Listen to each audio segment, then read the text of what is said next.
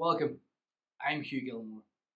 For the past decade, I've been working with some of the best athletes on this planet, some of the strongest and fastest, working towards Paralympic and Olympic success, along with World Championship success in other non Olympic sports. Now, I'm doing this course to help people understand how to help people change their behavior, whether it be for health reasons or performance reasons. And this first module is called What Planet Are They On? You'll find out more about why it's called that later on. The other thing about this whole entire course, when you put it all together, is that you'll understand by the end how people perceive that psychologists can read minds. And it's something that people get accused of. It's like, oh, you read my thoughts, you know what I'm thinking. Yeah, because that's what we do. We study how people think. And by the end of this entire course, you'll be able to understand how to create that effect or really delve deep into somebody's head in such a way that they feel as if they've been really understood and you're reading their thoughts, which is vitally important if you want to try and create behavior change, because you need to understand how other people think. Now, what planet are they on? That's the common cry that you hear people say whenever they're entirely frustrated with trying to help somebody. They just can't get their head around why is the person behaving the way they are currently towards what they're trying to achieve, whether they're holding themselves back, whether they're doing silly things that don't make sense. We often think, what planet is that person on? My goodness, they just don't get it. And I'm continually met with that. And that's what this module is going to help us understand is what planet are they actually on? The people that you work with sometimes just aren't clued in and aren't on it. And by the end of this module, you'll understand what planet they are actually on. We're going to jump in with task 1. There are no wrong answers here. All you have to do is watch this short 2-minute video and write down what's happening. That's it. Now, I'm going to play it twice, so you get to watch it twice. You write down what you think is happening. There's no wrong answers. And after you've watched the video, we'll come back and I'll explain it.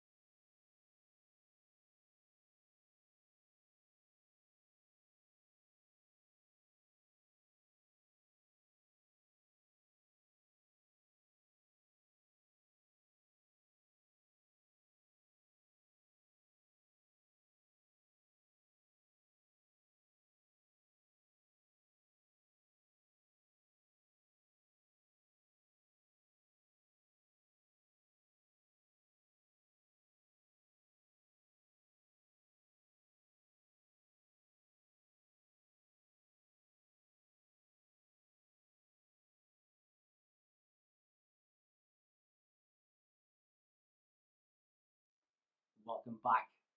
Now, what tends to happen with that video was used by Hyder and Simmel in 1944. And the research paper they wrote was an experimental study of apparent behavior.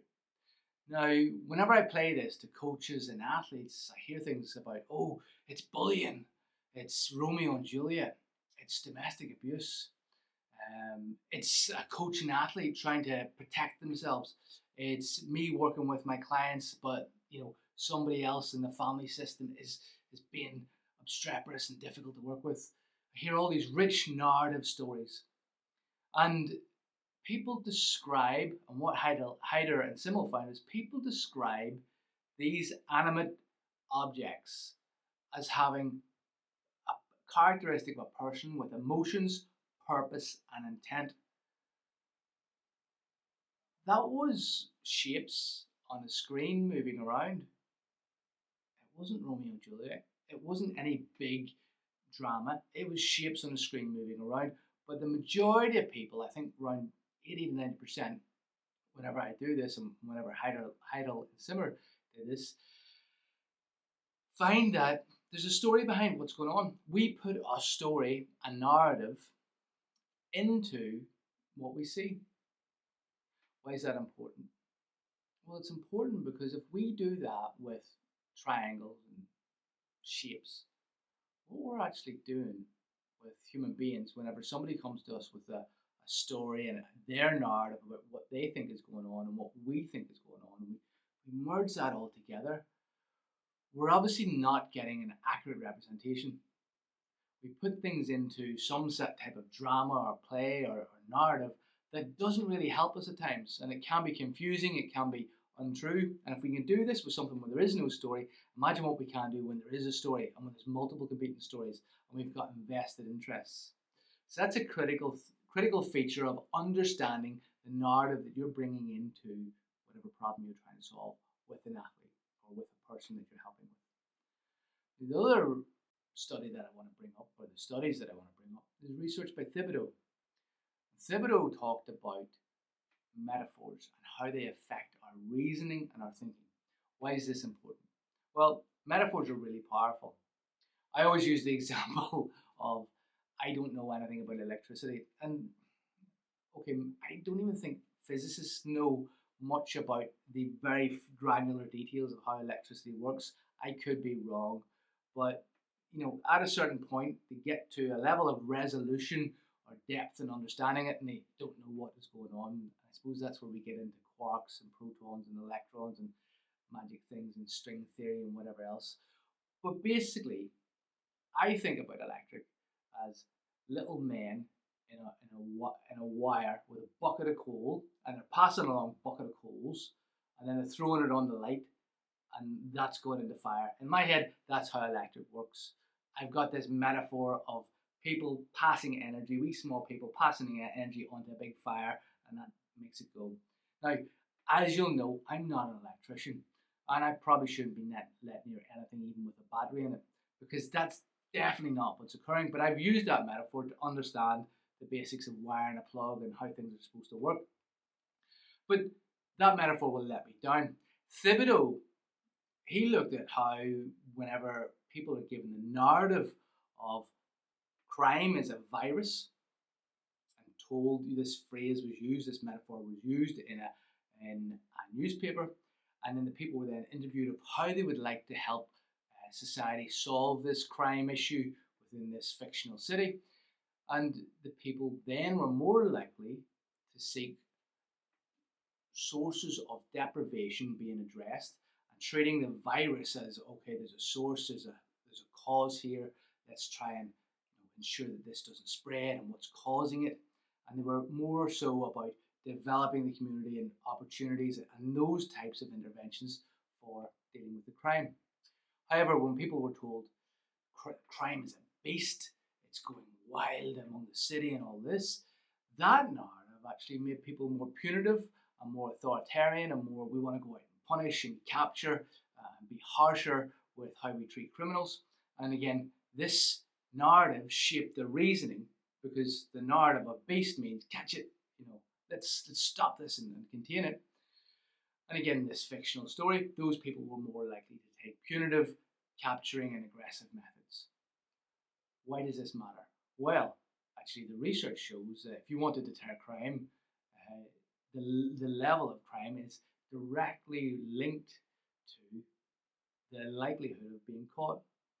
So the more likelihood of being caught, the less likely there is of crime.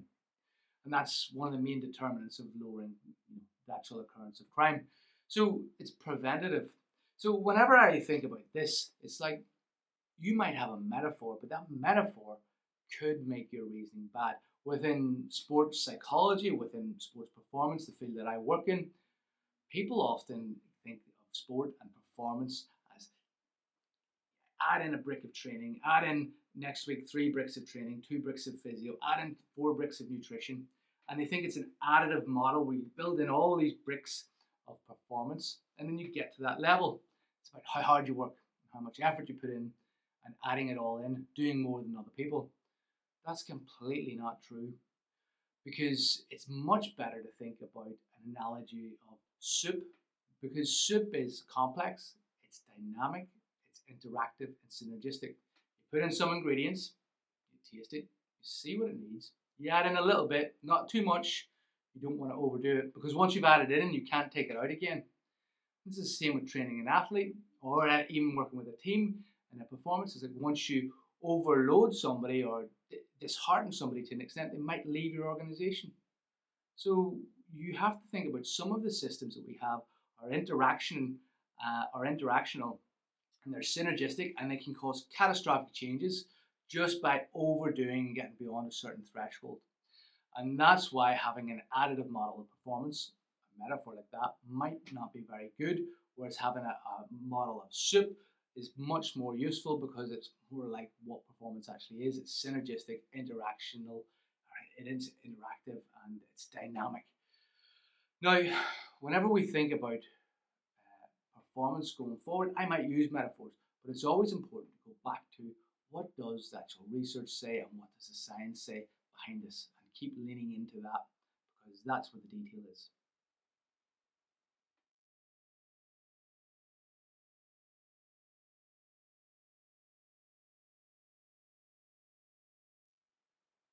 I am sorry if what I'm about to share with you keeps you up at night.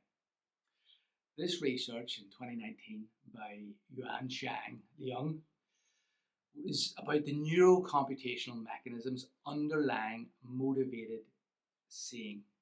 Right? Motivated reasoning is whenever we decide on what's going on and we make up the reasons to fit how we're motivated. Okay, so I have a narrative, and make I will be motivated to make my narrative have supportive evidence and be true. I'll work towards that. Motivated seeing is a little bit darker and deeper than that. And essentially, what Yuan Chang Liang did was he showed a picture of a face, 100% face, showed a picture of a scene, 100% scene. Okay, and the participants were hooked up in an fMRI, and they had to go, there's a face, I saw a face, there's a scene, a piece of scenery, I saw scenery.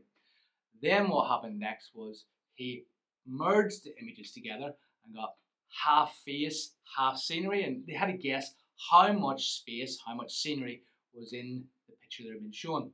In some of them it was more face, in some it was more scenery. And the idea being that we can obviously tell if there's 50% face, 50% scenery. We can tell if there's 90% scenery and 10% face. We can make these distinctions and be clear in what we observe. So whenever they were doing this, they then noted that people could fairly accurately judge which there was more of in terms of scenery or face. They then added in a financial reward that every time the person found an image with more face in it, they would get rewarded. So basically, an image comes up and it's 50% face, 50% scene. What are you going to say?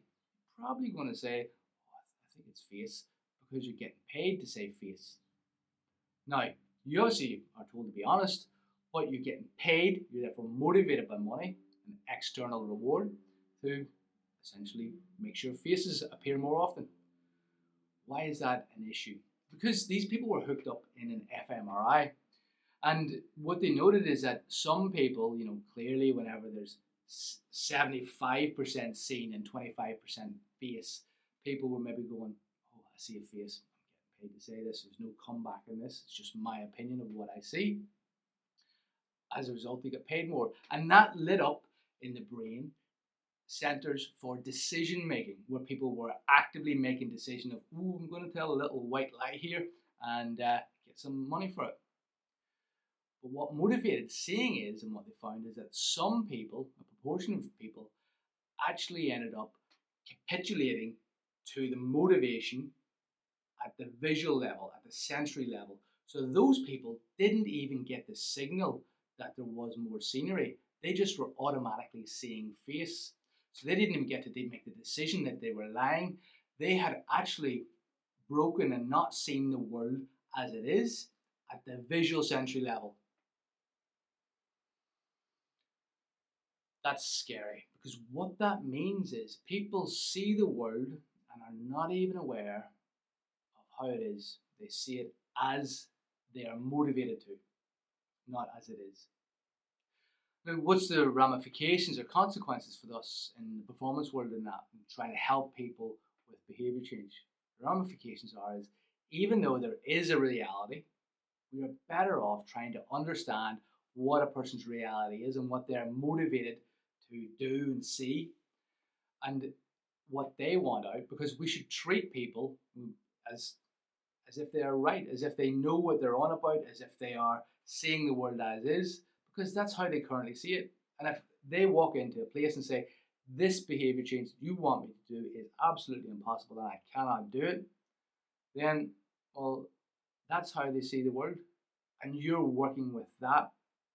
You're not working with somebody who's making a decision to come in with that attitude. No, you might be sometimes, but sometimes they'll be coming in with that, and that's the fact as they see it. So that's some of the strongest implications of Yuan Chang Liang's work. So when we think about this, and we think about behavior change, the big model for helping us understand behavior change is the trans-theoretical model by Prochaska and Di Clemente. Now, the trans-theoretical model has multiple stages, which essentially show us what phase a person might be in considering behavior change. And they could be at any one of the stages about any number of behavior change. But let's say quitting smoking. A person might not have ever thought about quitting smoking. They might just think, this is what I do it, I've never thought about quitting. I don't see a reason why. That would be called the pre-contemplative stage. They've not even contemplated or thought about what's going on. Now, the next stage up from that is contemplation, where we go, maybe I should quit. Why would I quit? Why wouldn't I quit? They're thinking about it. They're in between. Then, after that is preparation. They're preparing to quit. What would I need if I was going to quit? How would I help myself do it? What systems, what approaches, what feedback would I need? What goals would I need? How would I know I'm being successful? Who could I use to help me keep accountable? Where would I struggle? This type of preparation approach to the problem or the behavior change.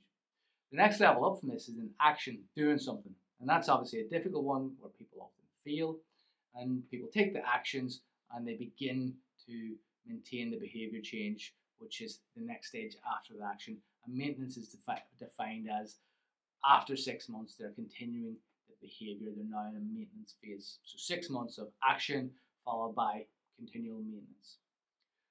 But the model also has relapse in it. And relapse is I might drop from a maintenance stage into a preparation stage or into a pre-contemplation stage. I could drop from one phase right all the way down, or just down one or down two. I can jump from this relapse into any one of those stages again. And people might look at it as, oh, that's it's not good. You did a relapse. That's a fail, and you're bad, and you're not doing well, and this behavior change is not working. But that's not true. The relapse is actually part of the journey, and the relapse is going to help people solidify where they've been successful, and also at the same time identify new ways and new challenges that they need to overcome. So it's a feedback loop. So when we empower people to go, relapse is part of the journey, you do them and you get through them, and they become smaller, less frequent, and more controlled. And again, we might think is, when do people relapse from behaviors? Probably if they've maintained a behavior for 6-7 years, they might end up relapsing whenever they've got transitional changes in life, like end of school, end of college, an injury, end of relationship, moving, quitting a job. These types of things create behavior changes in us because of the environment and the stresses we're put under. So relapses might occur for any number of reasons. And that's perfectly normal, as humans have variable amounts of stress on their system due to variable amounts of things going on in their lives. Now, how do we link this in to what's next? What's next is a look back at some of the research which is all about what goes on in the environment and how we interact with others that we work with. Will you do as you're told? Actually, what psychology says is that most of us will do as we're told whenever everyone else is doing it, or whenever somebody in authority tells us what to do. And this research comes from Ash and Milgram about authority and conformity. The experiment you'll be taking part in today involves the perception of lengths of lines. As you can see here, I have a number of cards, and on each card there are several lines. Your task is a very simple one. You're to look at the line on the left and determine which of the 3 lines on the right is equal to it in length. All right, we'll proceed in this order. You'll give your answer. Only one of the people in the group is a real subject, the 5th person with the white T-shirt. The others are confederates of the experimenter and have been told to give wrong answers on some of the trials. The experiment begins uneventfully as subjects give their judgments. 2, 2, 2, 2, 2, 3, 3, 3, 3. But on the 3rd trial, something happens. 2, 2, 2, 2, 2. The subject denies the evidence of his own eyes and yields to group influence. 1. Ash found subjects went along with the group on 37% of the critical trials. But he found through interviews that they went along with the group for different reasons. 1. They must be right. There are 4 of them and 1 of me. 1. This subject's yielding is based on a distortion of his judgment. He genuinely believes that the group is correct. 1. 1. 1. 2. 1. 2. 2. 2. I know they're wrong, but why should I make waves? 2. In this case, the subject knows he is right, but goes along to avoid the discomfort of disagreeing with the group. Here, the distortion is at the level of his response. 2. 2. 2. 2. In the previous experiment, the naive subject stood alone against the group. In this variation, Ash gave the naive subject a partner, here seated in the 3rd position, who also gives the correct response. 1. 1. 2. 1. 2. With a partner, yielding drops to only 5% of the critical trials compared to 37% without a partner. Although subjects report warmth and good feeling toward the partner, they typically deny that he played a role in their own independence. The partnership variation shows that much of the power of the group came not merely from its numbers, but from the unanimity of its opposition. When that unanimity is punctured, the group's power is greatly reduced. Sometimes we go along with the group because what they say convinces us they are right.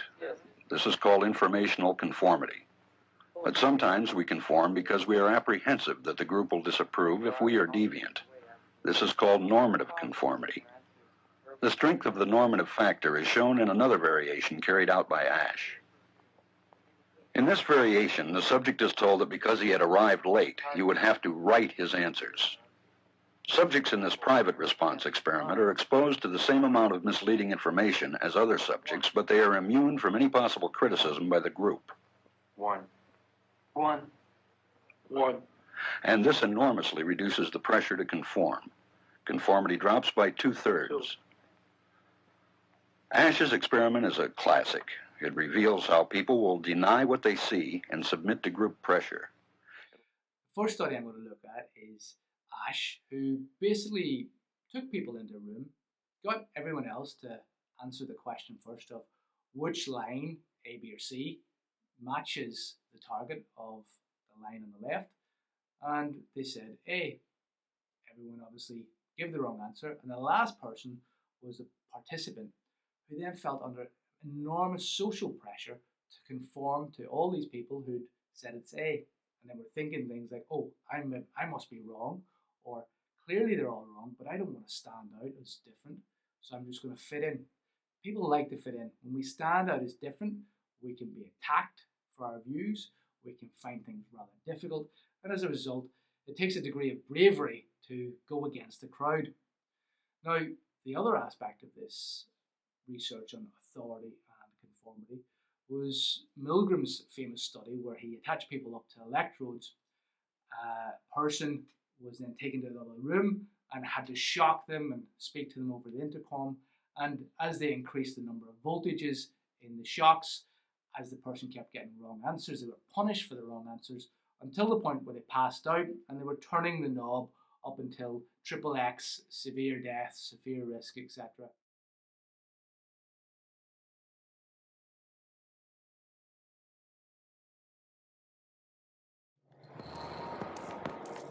A decade earlier, psychologist Stanley Milgram had also looked at how we respond to authority. In order to understand how people were induced to obey unjust regimes and participate in atrocities such as the Holocaust, he set up an experiment. Volunteers were told they were taking part in scientific research to improve memory. Would you open those and tell me which of you is which, please?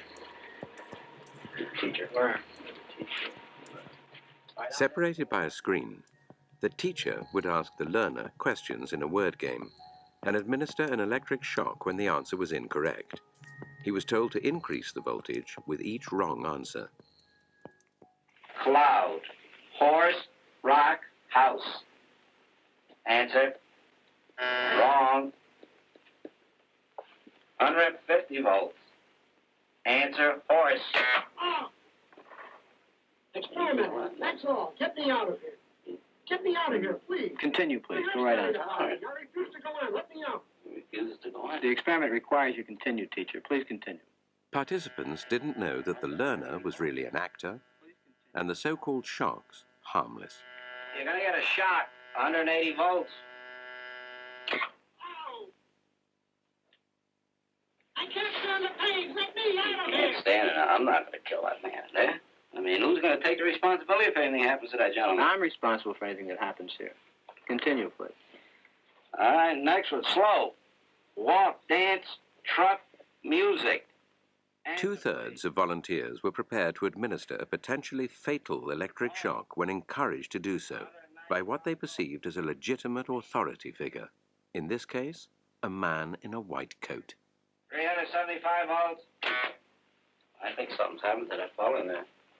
I don't get no answer. He was hollering for less voltage. Can't you check in and see if he's all right, please? Milgram's findings horrified America. They showed that decent American citizens were as capable of committing acts against their conscience as the Germans had been under the Nazis. This was a famous landmark study which showed that people will do things when they're told to do so by somebody in authority. And this person, the lab person in a lab coat with a clipboard saying this is for research, it's for purposes of science. And this shows that we follow instructions from people with authority, assuming that they're responsible. I'm just a person doing as I'm told in my role. And this type of understanding has been postulated as some of the reasons why humans can do awful things in war through war crimes and things like that. Now, the other thing about this, though, is that in terms of behavior change, are you an authority and how does your view impact someone else?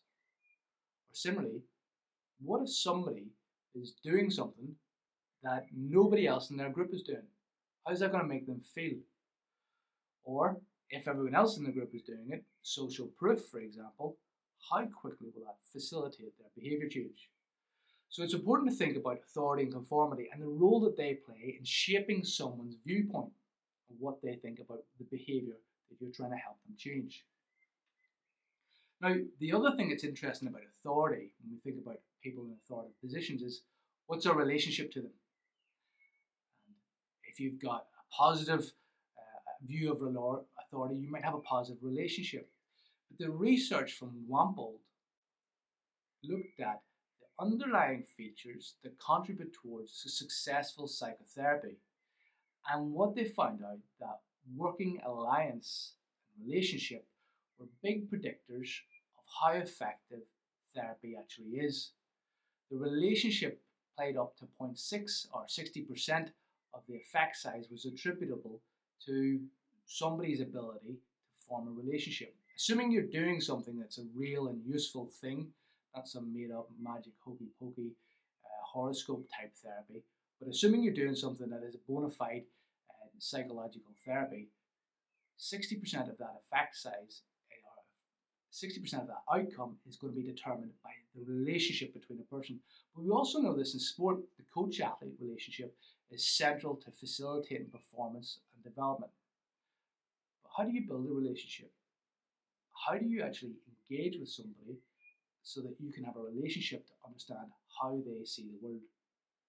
And this is interesting because the original work from Bandura on reciprocal determinism looked at how the relationship can allow things to play out towards somebody's prejudice or beliefs about what's going on. So I'll put this in the context. A little old woman goes in to see a doctor. And when we think of a little old woman going in to see a doctor, and I think from my stereotypes of how I understand a little old woman to respect doctors and to look at authority as they know best, what will happen is the woman will be passive, will take on information, will seek to not challenge and not speak up. And as a result, this will be reciprocated by the doctor, who will then speak up, take control, take charge, and go down a line of query, questioning, and process that gets to his conclusion or her conclusion. And as a result, this means that the person has created the problem by having the belief that they shouldn't challenge the medical profession with authority. One of the key concepts in any performance relationship is equality of responsibility and equality of expertise in the room.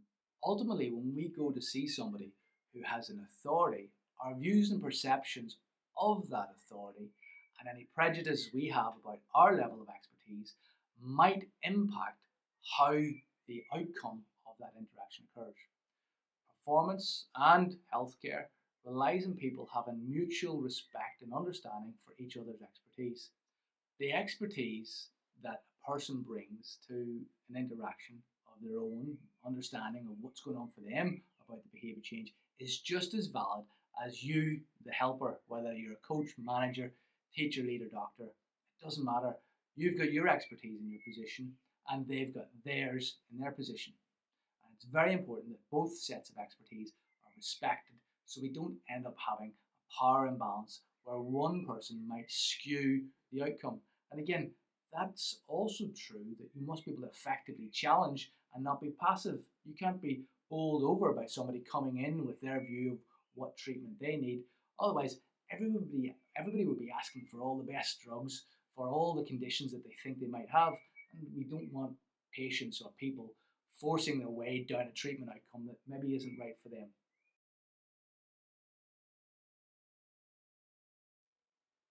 Whenever we're working with people and we've got a relationship going on, it's important to have a shared mental model. A shared mental model is essentially what psychologists call a way of thinking and understanding the roles, responsibilities, and how things are going to operate to solve whatever the problem is. It's critically important in teams, it's critically important in interactions where people are working together to solve a problem. A good example of this is two people in a tandem canoe going downstream. If they both don't take the same path, then they're both going to end up paddling in different directions, and that will be catastrophe. Therefore, it's important for them to have a shared mental model. Similarly, if you're working in a multidisciplinary team as a psychologist, as I do, or working with as a physio along with a psychologist, coach, nutritionist, and you're all working with one athlete, it's really important that everyone's pulling together to address that athlete's primary needs that are limiting performance. It's also important that that athlete understands what the multidisciplinary team is doing to facilitate the performance, so that the athlete is part of that team, equal to all the rest of the practitioners in deciding what direction and what things need to be focused on. Whenever we work as a team, we have to remember that everyone is on a different planet, and that's what a shared mental model does. Is it brings everyone's viewpoint together and gets them on the one page on the one planet. The reason a shared mental model is important is because of false consensus bias. False consensus bias, as illustrated in this lovely graphic, is essentially we get the idea that everyone thinks the way we do. For those of you who have political views or religious views or whatever it is, you'll walk into a room and or a religious views, you'll walk into a room and assume that everyone thinks like you do. And that's not true. That couldn't be further from the truth. And you'll know this because you just need to put on the news and you'll see there's lots of different people with different opinions. And if you look at voting polls, you'll see people have different opinions from you, whether you're a voter or a non-voter, people have different opinions. But we walk around with this idea of having a false consensus that people all agree with us. And that's what a shared mental model does in a high performance team. It helps us understand that my view is not a view that everyone else holds, and I need to understand how other people are viewing the situation so that we don't end up in a situation where everyone's going in a different direction trying to achieve the same thing and have an incoherent plan. So shared mental model is a great way to go about understanding that. And it'll be more about how motivational interviewing plays into developing that in the later modules. Locus of control, or placement of causality, is terms psychologists use to determine where you place the control of an element. And for example, you might say that it is internally placed, as in I am responsible, or externally placed, as in other things are responsible for my outcome. So my height is not internally controlled. I have no control of this. I don't have a wee dial that I go, oh, today I'm going to be 7'4", tomorrow 4'2". It's externally controlled by my genetics and parents. They had the little dial, they only got to turn it once. Now, when we think about this from a performance perspective, when I look to change somebody's behavior or help them, support them do that, or they look to change it, we need to identify, do they have any indication of internal locus of control? Because the research clearly shows that health and well-being outcomes and performance outcomes are vastly limited when there's external locus of control. When I determine that outside factors are the things that are in control of it, I'm not going to put effort in, I'm not going to try, I'm going to be disempowered. And again, this really interesting study here looks at how healthcare in refugees was massively impacted by them not having an external locus of control and also having self-efficacy, or confidence, as we like to call it on a day-to-day basis, is vastly important again for improving their healthcare outcomes. And that's transdiagnostic.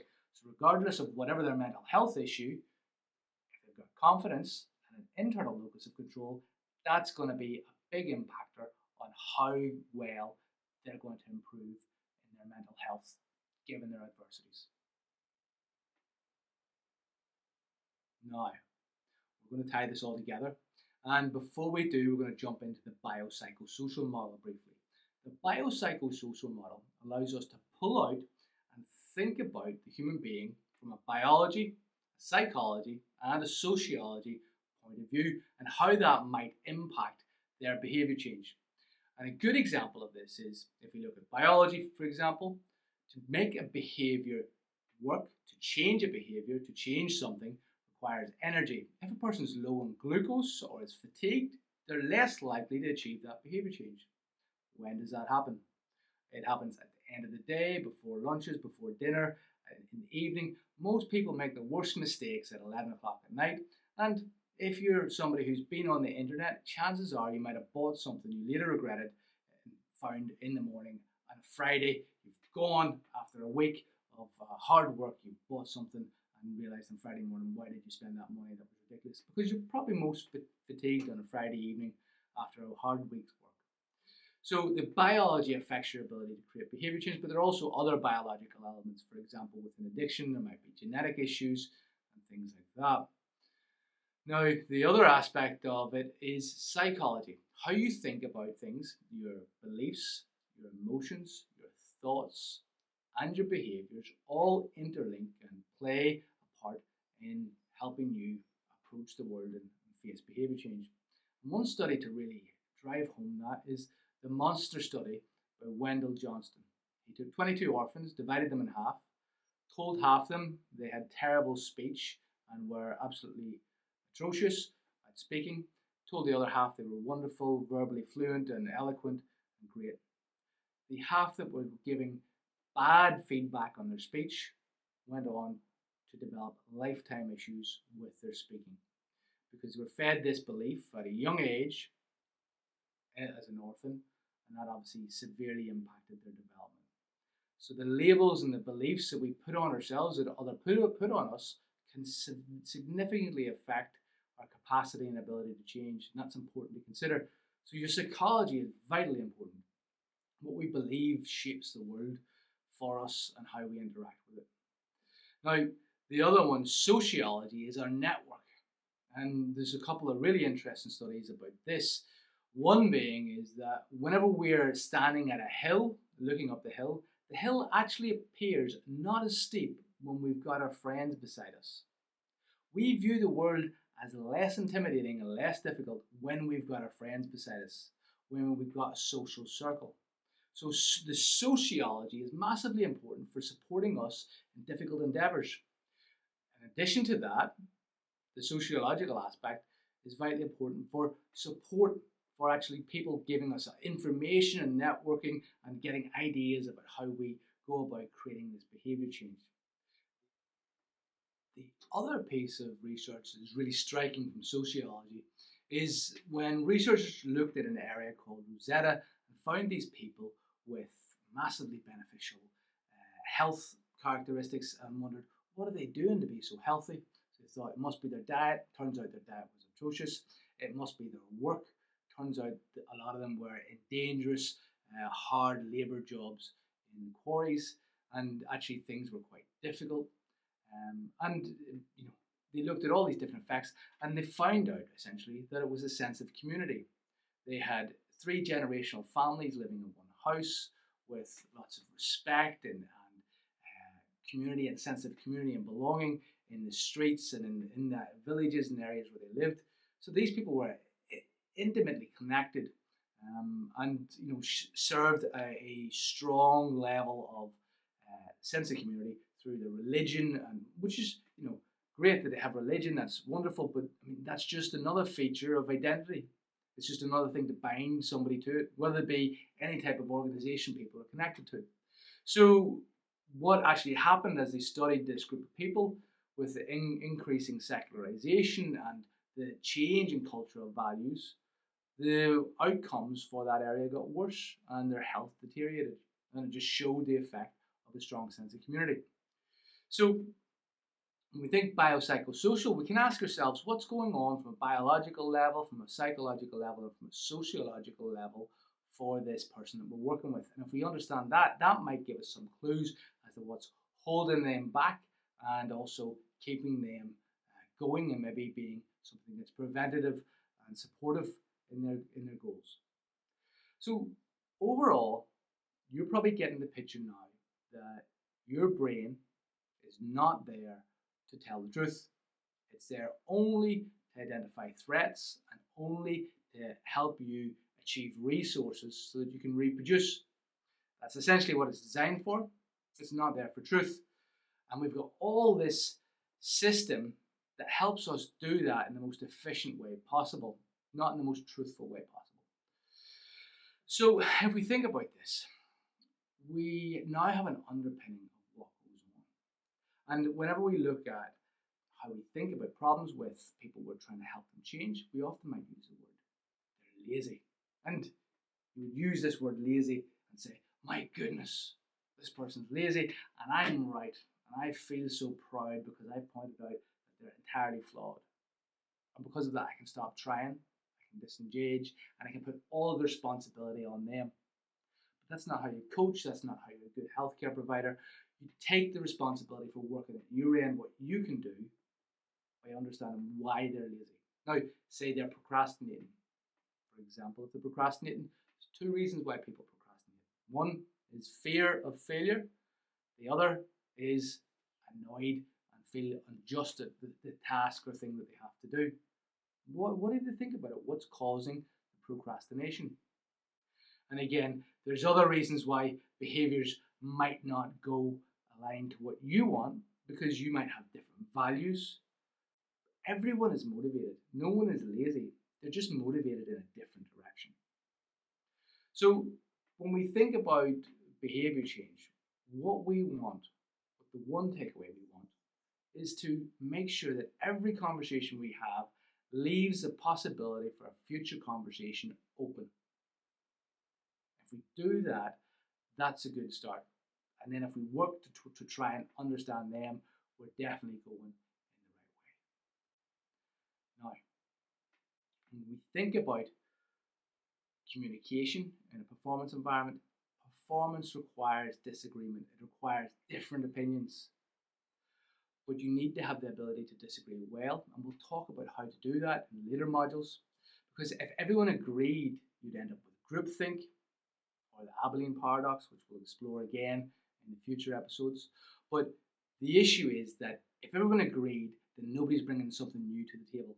And if you're not bringing something new and different to the table, then you end up that you're just going round in circles, following everybody and not adding anything. So if you're not bringing something different, you're not actually being helpful. So there will be disagreement, but the idea is that there's disagreement, agreement, movement and progress, and then more disagreement as we find a new way. So what are you taking away from this? People interpret things differently or even make up different stories about reality. People have perspectives that others are not aware of. People will assume that everyone thinks the same as them. People will try to behave as they think they're supposed to, thinking back to Milgram and Ash, and that taking personal responsibility helps people have better outcomes, thinking back to the locus of causality. What does that mean for us? That means you interpret things differently, or even make up stories about reality. You have perspectives that others are not aware of. You will assume that everyone thinks the same as you. You will behave as you think you're supposed to. And taking personal responsibility helps you have better outcomes. Because of all of this that we've described is the planet that you're on, as well as the planet they're on. And the planet, we can just replace that with perspectives. And the idea here is that whenever you think someone's on a different planet, it's your job, and it's a fundamental golden rule of motivational interviewing, it's your job to be curious, to seek understanding, to engage with them and understand how they see the world. And when you can do that well, which will show you, then you're going to be able to help people get on the same planet as you, or you get on the same planet as them, or build a new planet, or whatever the approach is. I'm fed up with silly metaphors about planets. Welcome to the final task of this module. And before we do this final task, what this final task is for is to get you ready for the next module and thinking about what we're going to cover in the next module. Now, if you've enjoyed the course so far, please feel free to share it with a single person who you think would be valuable for, or if you want to share it with lots of people, that's also good too. So the final task is very simple. You will have had various interactions with people throughout the years, and some of these people you'll have arguments with. And you will have had arguments where the outcome has been that you maintain a working relationship with that person, and you may even have a stronger working relationship with that person afterwards. Or the other outcome is that you may have like axed them, cut them out of your life, got rid of them completely, whatever. You're just like, no, not dealing with them anymore. I want you to have a think, and this any relationship with any person in any situation where you go like, I'm never touching them again, and that could be banks, telecommunications companies, internet providers. These types of things cause us lots of stress, don't they? But it doesn't matter. Just a human that you've had an argument with and it's caused you to block them out and never go down that route again, versus a human that you have had an argument with and maintained or strengthened the relationship. Write down what are the examples of those arguments, and what have you done differently in those scenarios? What have been the different approaches? Because in one approach, you ended up with a relationship. In the other one, you ended up with no relationship intact. And then we'll start that off on the next module, where we look into why this is important within motivational interviewing. Thanks very much, and please do get in touch if you've got any questions or suggestions.